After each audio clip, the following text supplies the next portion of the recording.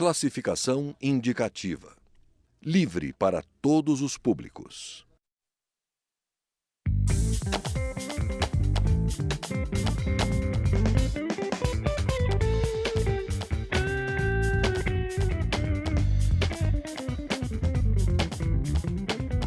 Olá! Seja no governo Dilma ou em um eventual governo Temer, o Brasil não deve escapar de uma reforma no sistema previdenciário. A adoção de uma idade mínima e a equiparação das regras entre homens e mulheres parece inevitável para equilibrar as contas públicas. Há ainda a possibilidade de desindexar os benefícios do salário mínimo, proposta que consta do programa Uma Ponte para o Futuro, elaborado pelo PMDB. Para discutir que tipo de mudanças podem ser aprovadas pelo Congresso, o Brasil em Debate convidou os deputados Pepe Vargas, do PT do Rio Grande do Sul, e Arthur Oliveira Maia, do PPS da Bahia. Eu sou Fabiana Mello e o Brasil em Debate é uma produção da TV Câmara e da Rádio Câmara. Deputados, obrigada pela presença aqui no estúdio. Deputado Arthur Oliveira Maia, o senhor foi indicado para a presidência de uma comissão especial sobre reforma da Previdência que foi criada antes mesmo da chegada de alguma proposta que será encaminhada ainda pelo governo. A presidente Dilma Rousseff, na abertura dos trabalhos do ano legislativo, aqui no Congresso, mencionou a necessidade de se equilibrar o sistema previdenciário. Já há várias propostas aqui na Câmara, vários projetos. O que o senhor acha que pode ser, que tem chances de ser aprovado aqui no Congresso? Olha, primeiro de tudo, é importante a gente dizer que a questão da Previdência ela é uma questão social, é uma questão política, mas ela também é uma questão matemática. Veja bem, o Brasil antigamente tinha um sistema previdenciário que era o chamado de capitalização. A pessoa fazia o desconto, o pagamento durante a sua vida ativa e recebia depois a aposentadoria fruto dessa contribuição que ele fez ao longo da vida. Ou seja, eram contas individuais praticamente. Eram contas praticamente individuais. Hoje a situação mudou e nós passamos para o sistema de repartição simples, que é um sistema em que aqueles que estão na vida ativa, trabalhando, é que pagam para que os aposentados possam receber as suas aposentadorias. Ele é solidário. É um sistema solidário, é um sistema completamente diferente. E essa mudança decorreu justamente da perda de liquidez do sistema previdenciário. Pouca gente sabe no Brasil, por exemplo, que hoje esse sistema previdenciário, que é altamente deficitário, já foi superavitário e, inclusive, uma parte do que era recolhido para a Previdência sobrava e servia para custear a saúde no Brasil. E isso mudou de um tempo para cá, uma consequência do aumento da expectativa de vida do brasileiro, um dado altamente positivo de um lado, e do outro lado, de uma situação em que o nosso sistema permite, por falhas que existem, que as pessoas se aposentem, muitas vezes, com menos de 50 anos. Em que momento esse sistema era superavitário, deputado? Eu não sei lhe precisar qual foi o ano em que ele deixou de ser superavitário, passou a ser deficitário, mas seguramente alguma coisa já que leva bem mais do que 20 anos, 25, 30 anos atrás. Então, há uma necessidade de mudança, porque nós estamos caminhando para uma situação em que muito em breve nós teremos o Estado brasileiro sem condições de pagar a Previdência. Não adianta a gente apenas discutir a política, que não pode isso, não pode aquilo. É muito mais fácil, claro, você dizer que o governo quer destruir os aposentados do que efetivamente partir para uma discussão realista da incapacidade de cumprimento dessas obrigações. Vejamos que muitos estados no Brasil, pela primeira vez, têm mostrado absoluta incapacidade de pagar servidores, independente de partido político. É o governador do Rio Grande do Sul, que é do PT, é o governador do Rio de Janeiro, do PMDB, o governador do Rio de Janeiro, que é do PMDB, outros governadores já apontam claramente a sua dificuldade para cumprir essas obrigações, de sorte que temos que partir, sem dúvida, para uma discussão séria, realista da questão previdenciária. Eu, pessoalmente, como presidente da comissão, eu acho que nós temos um limite que tem que ser respeitado para qualquer tipo de debate dessa natureza, o limite do direito adquirido. Eu penso que se nós tentarmos, se o Congresso Nacional pensar em avançar contra direitos adquiridos, de quem já começou a contribuir dentro de uma regra, mudando essa regra para dificultar. Isso com certeza vai trazer dificuldades políticas aqui no Congresso e posteriormente dificuldades jurídicas das pessoas que naturalmente terão recursos judiciais. Antes de passar para o deputado Pepe Vargas, eu queria só que o senhor esclarecesse essa questão do direito adquirido na visão do senhor, de quem entrou no sistema esse ano, ano passado, ou como fica aquela visão dentro até do próprio Supremo da expectativa de direito e do direito adquirido? Não, do ponto de vista contratual, me parece que quem começou a contribuir, essa pessoa já tem um contrato firmado com o mesmo pacto, que tenha um ano apenas, claro, já... há um contrato firmado com o pacto que existe entre aposentados e governo, ou seja, na visão entre do senhor, o cidadão e o governo. Ou seja, só seriam válidas as regras para quem entrasse no mercado de trabalho a partir de agora. Exatamente. E veja que se Fernando Henrique tivesse pensado assim há 20 anos atrás, se o governo Fernando Henrique tivesse coragem de ter feito essa mudança com esses termos de garantir a idade mínima, ele poderia ter feito uma reforma mais profunda, bem mais profunda, que hoje traria consequências bem menos danosas para a Previdência do que fazer reformas pequenas tentando invadir direitos e garantias individuais. Então, eu penso que essa... Mas só para a gente ter uma ideia, né, deputado, se o presidente Fernando Henrique tivesse feito isso em 95, ainda só teria impacto daqui a uns 15, 20 anos, não é isso? Pois é, mas já estaríamos usufruindo. O problema é que não fez naquela época e agora de novo estamos pensando, olha, mas se fizer agora só vai ter impacto daqui a 15, 20 anos. Mas não tem jeito. O errado foi não ter feito há 20 anos atrás. Mas já que não foi feito, temos que pensar, então, na perspectiva futura. Deputado Pepe Vargas, o PT manifestou cautela quando a presidente Dilma, em fevereiro, falou em reforma da Previdência. E agora, com a possibilidade de uma mudança de governo e com as propostas que já constam dos programas apresentados pelo PMDB, qual é a posição que o partido deve tomar, na opinião do senhor? Bom, primeiro a gente espera que o Senado não consuma o golpe contra a democracia, contra a Constituição e garanta o mandato de quem foi eleito pelo voto popular. Bom, se infelizmente o Senado der sequência a essa tentativa de golpe parlamentar, institucional, nós não vemos legitimidade num governo que não seja originário do mandato popular, né? Quer dizer, o Brasil é uma democracia e presidente da República é eleito pelo voto direto. Então, independente de quem seja o governante, é preciso desmistificar esse debate da Previdência Social. Porque, veja bem, se a gente pegar o regime geral de Previdência Social, pegando os trabalhadores urbanos, o regime é superavitário. Mesmo ano passado, que foi um ano que teve uma queda da economia muito significativa e, consequentemente, menos gente com carteira assinada e, consequentemente, menos contribuição para a Previdência, mesmo assim, o regime do trabalhador urbano deu um superávit de 5,5 bilhões de reais. Isso é facilmente acessável por qualquer cidadão brasileiro, entra no site do Ministério do Trabalho e da Previdência, pega lá o resultado do regime geral de Previdência Social, vai constatar isso.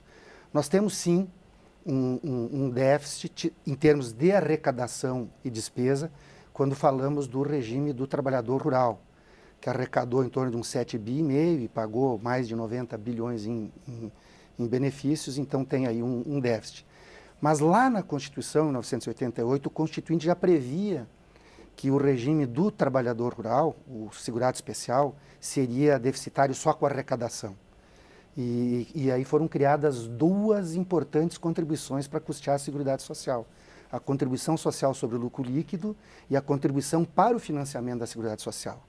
Pois bem, quando nós pegamos a receita proveniente da COFINS e da contribuição social sobre o lucro líquido, mesmo descontando os 20% da DRU, da desvinculação das receitas da União, nós vamos ver que ainda sobram recursos, paga-se todos os benefícios previdenciários e ainda sobram recursos para a saúde e para a assistência social. Então, nós precisamos fazer um debate por inteiro. Bom, a transição demográfica é uma realidade? É uma realidade. Nós vivemos uma transição demográfica e epidemiológica. Morre-se menos, mortalidade infantil caiu bastante, as pessoas vivem mais. Mas essa transição demográfica, o que é pouco dito por algumas pessoas, é que nós temos aquilo que tecnicamente chama-se de bônus demográfico. Até 2035, a população em idade ativa vai aumentar em relação ao que tem hoje. Porque, do ponto de vista previdenciário, quando você vai fazer um estudo atuarial da Previdência, isso que é o importante. Qual é a população em idade ativa, qual é a população que está em situação de dependência, ou por ser muito idosa, ou por ser muito jovem, por ser criança. Então, quando a gente faz essas análises da evolução da população brasileira, à luz do que o IBGE trabalha, ou à luz do que a divisão de população das Nações Unidas trabalha, as projeções de população, nós verificamos isso. Até 2035, a população em idade ativa aumenta. Portanto, é um bônus demográfico. Investimento em educação vai fazer com que, inclusive, a produtividade aumente. E essas questões são fundamentais, porque não tem como desvincular o debate da Previdência do debate de modelo econômico. Numa política econômica que gera desemprego e baixos salários, não tem saída para nenhum regime previdenciário. Numa perspectiva econômica de inclusão social, de melhoria do salário, da renda, da produtividade do país, tem saída o sistema previdenciário.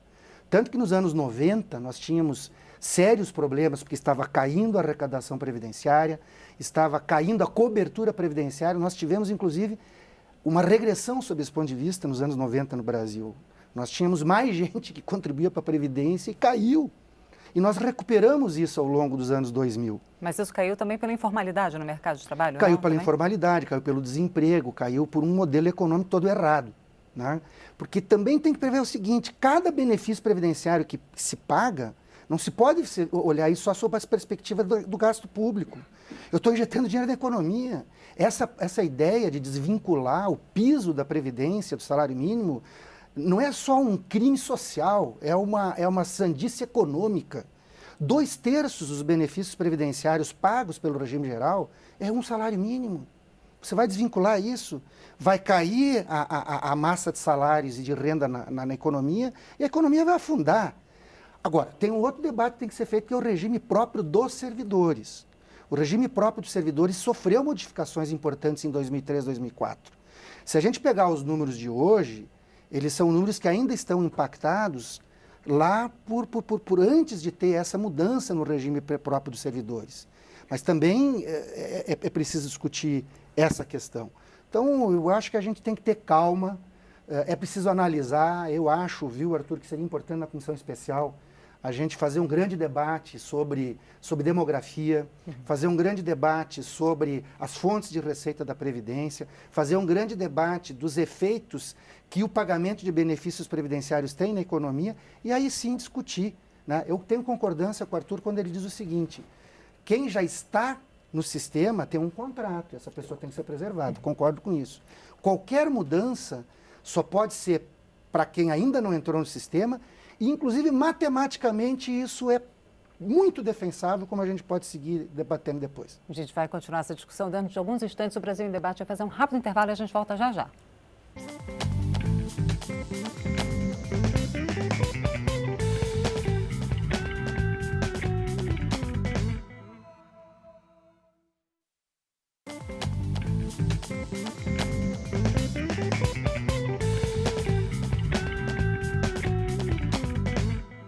Estamos de volta com o Brasil em Debate. Eu sou Fabiana Mello e hoje estamos discutindo a possibilidade de reforma da Previdência Social com os deputados Pepe Vargas, do PT do Rio Grande do Sul, e Arthur Oliveira Maia, do PPS da Bahia.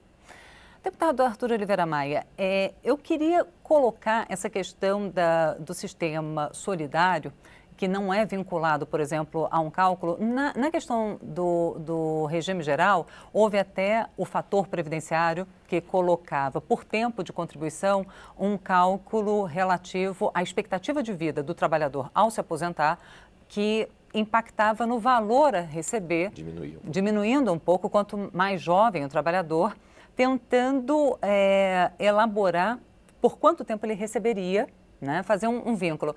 Porque me parece que o sistema não fecharia, por exemplo, como pode o sistema ser sustentável quando uma pessoa contribui por 30 anos, no caso de uma mulher, se aposenta aos 55, mas a expectativa de vida dela é até os 80, ou seja, ela ainda vai receber, tem uma expectativa de receber por mais 25 anos.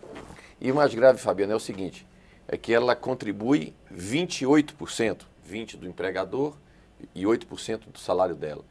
E durante 30 anos, como você falou, depois ela pode receber 25%, isso dentro da média brasileira, de 100% do salário. É claro que essa conta não fecha. Veja bem, primeira coisa, o Pepe coloca aqui a questão de que nós somos superavitários em relação ao sistema urbano e somos deficitários no sistema rural. Eu não vejo por que a gente fazer essa diferença. Somos todos brasileiros e temos, de fato, um sistema que é deficitário em cerca de 90 bilhões. Esse é o fato concreto e objetivo. Mas e a questão do COFINS e da contribuição O PIS e o sobre o COFINS constituem outro tipo de arrecadação. Nós temos um déficit na Previdência hoje na faixa de 80 bilhões.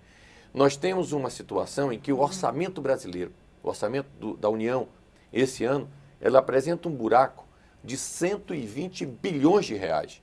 E temos que dar um jeito nessa questão, enfrentando vários pontos deficitários do orçamento. Não é só a Previdência, naturalmente, não é só a Previdência que vai pagar a conta. Agora, quando o Pepe diz que nós teremos ainda o que chamam de ciclo virtuoso, porque até 2035 estará tendo um número positivo de pessoas que passam a contribuir na Previdência, isso não quer dizer que nós não estejamos caminhando para a falência do sistema, porque hoje nós já somos deficitários.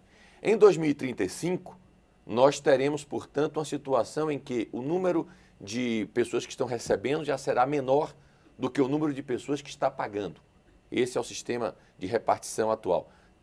Alguém tem que pagar para imediatamente quem está aposentado receber. Então imagine se nós formos fazer uma mudança a partir de 2035, quando começarmos a descer a ladeira.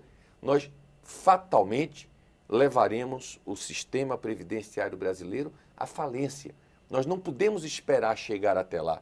É preciso que nos antecipemos. Veja bem, essa questão não é uma questão de governo. Essa questão é uma questão de Estado. O fim do fator previdenciário, por exemplo, que o PT combateu durante muito tempo, foi aprovado aqui na Câmara dos Deputados e a presidente Dilma vetou. Ela não quis o fim do fator previdenciário. Diga-se de passagem, eu sou oposição à presidente Dilma em um ato de responsabilidade dela, porque realmente, diante do déficit que a Previdência está vivendo, ela acabar com o fator previdenciário significaria aumentar ainda mais o déficit previdenciário. E é preciso que haja coerência em relação a essa situação. Portanto, eu penso que nós precisaremos, sem dúvida nenhuma, enfrentar o problema imediatamente, cotejando, claro, considerando essas questões demográficas, sabendo que nós temos ainda um ciclo em que é positivo para o nosso país até 2035, mas 2035 é daqui a pouco para um processo como esse. E nós já somos deficitários. Temos que aproveitar esse momento em que temos pelo menos a entrada anual de mais gente contribuindo para tentar resolver o problema e quando chegar em 50, quando tivermos um decréscimo de entrada de pessoas economicamente ativas na Previdência contribuindo e passarmos a ter um número maior de aposentados do que de pessoas contribuindo, nós já tenhamos um círculo, uma situação que seja sustentável. Hoje a Previdência brasileira ela é insustentável economicamente e nós temos que imediatamente enfrentar essa situação. Isso não há para onde correr. Agora, claro que temos que fazer isso preservando o direito adquirido. Nesse ponto, eu e o Pepe temos a mesma opinião. Nós não podemos ferir direitos adquiridos. Temos que avançar para mudar para adiante. Obrigada, deputado Arthur Oliveira Maia. Deputado Pepe, acho que assim, para deixar claro para quem está acompanhando a gente, a diferença entre a questão sustentável e insustentável é a Previdência não quebra porque o governo aporta recursos de outras áreas, né? Assim, então... Não é de outras áreas, é da Previdência mesmo. Não, o senhor colocou, sim, da COFINS, mas assim, não é sustentável no sentido de as contribuições recolhidas dos trabalhadores e dos empregadores não são suficientes para pagar os benefícios dos segurados. Então, ela não se paga entre contribuições e benefícios. Então, é necessário recolher contribuições, né, extras de outros setores. Tirar dinheiro de outras áreas. É isso que eu tentei colocar. Eu não concordo com essa avaliação e tecnicamente ela é incorreta e justifico por quê. O Constituinte originário, em 1978, ele estabeleceu esse modelo.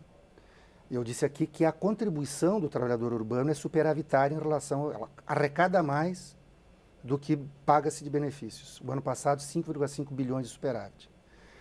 Porém, o Constituinte originário sabia que ao fazer a previdência do segurado especial, ia ter necessidade de fontes de arrecadação que não só as contribuições. Porque como é que funciona para o rural?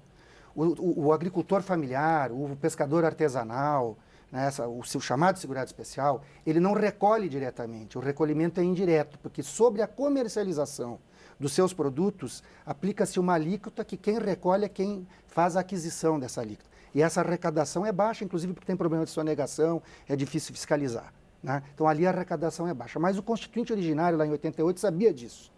E ele criou um sistema de seguridade social envolvendo saúde, previdência e assistência social. E previu fontes de receita que foram instituídas exclusivamente para o financiamento dessas políticas. Eu falei aqui da contribuição social sobre o lucro líquido e da COFINS, a contribuição para o financiamento da Seguridade Social. Portanto, não é dinheiro de outras áreas, é dinheiro da Seguridade Social, que é para financiar a Previdência, que é para financiar a saúde e que é para financiar a assistência social. Então, o recurso está lá. E ainda se desvincula 20% disso na desvinculação das receitas da União.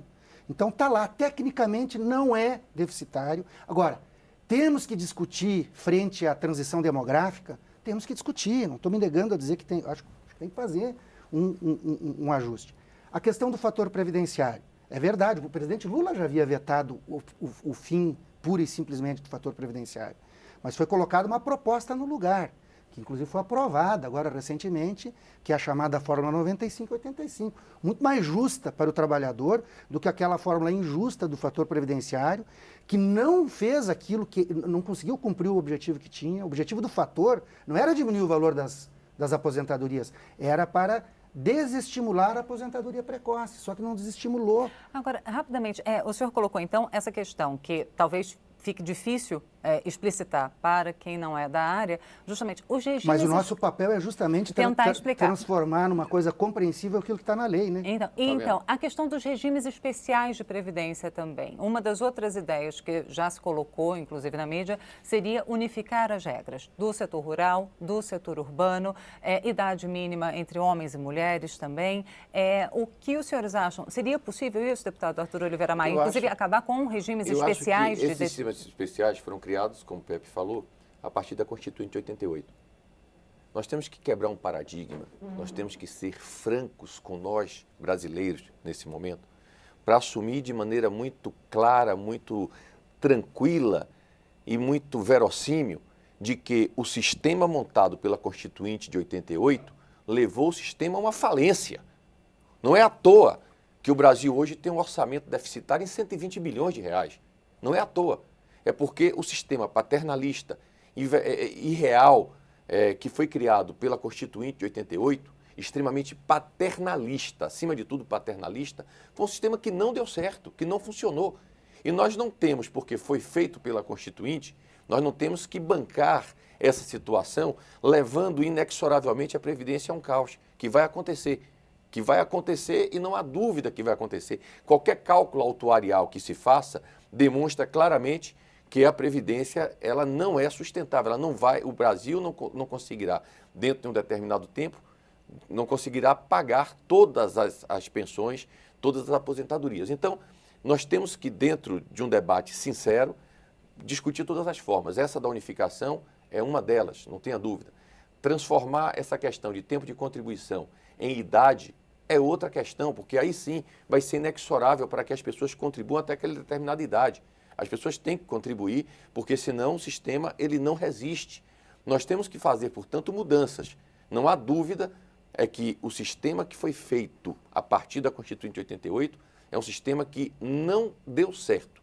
E tanto não deu certo que nós temos hoje uma previdência deficitária, que tem trazido problemas gravíssimos e que vai, ao final, continuando como está, levar o aposentado a uma situação de não poder receber as suas aposentadorias do Estado.